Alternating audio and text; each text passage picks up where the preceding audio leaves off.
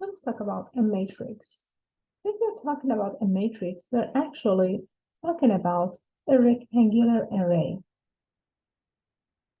Matrix is a rectangular array. So suppose m and n are two positive numbers.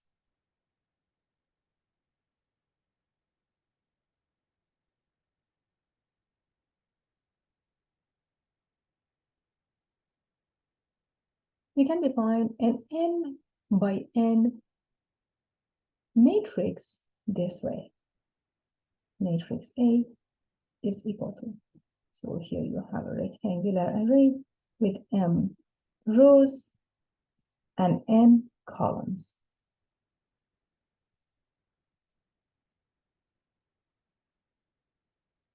Each object here is called an entry. In the very first row and second row, your very first entry is denoted by A sub 1 and 1. So A sub 1 and 1 is the very first entry located in the first row and first column.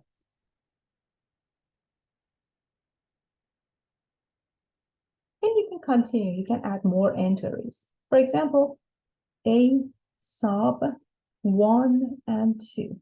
It's the second entry, which is located in the first row. That's why you see number 1 first. Then it belongs to the second column, so A sub 1 and 2.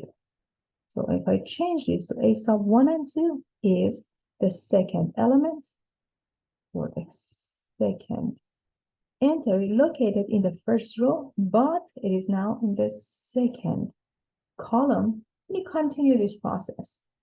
Since you have n rows and n columns, you can continue this process and write the rest of the members this way.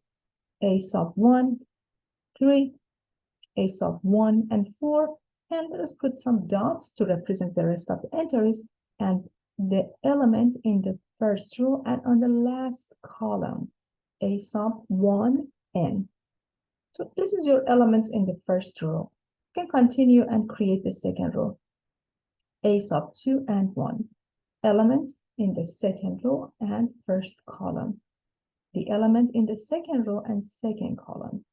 The entry or element in the second row, third column, and the rest of them. Element in the second row and on the last column, A sub 2 and n. So as I mentioned, you can continue this process. You can add more entries.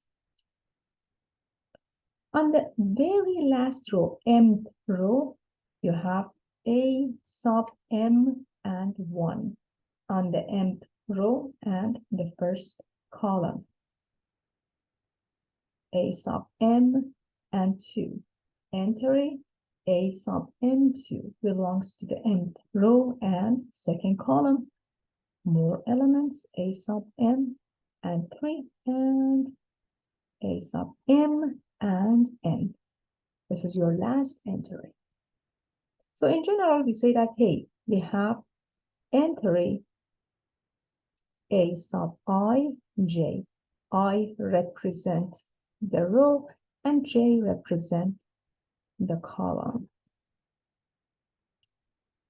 There are a lot of applications of matrices that we introduced a little bit, but for example, in machine learning, deep learning, we have application of matrices. This is just one of the applications that you can take a picture with your iPhone or in general a cell phone and then convert that image into pixels. These pixels are actually matrix. So you can convert your image into a matrix. This is your input. Then you can apply some filters, which is another matrix, goes over the pixels on your image and actually create something new, some new output. They have different filters, like the blur, sobel, outline, and more. So later on, we're going to see more applications of matrices in computer science, machine learning, and deep learning.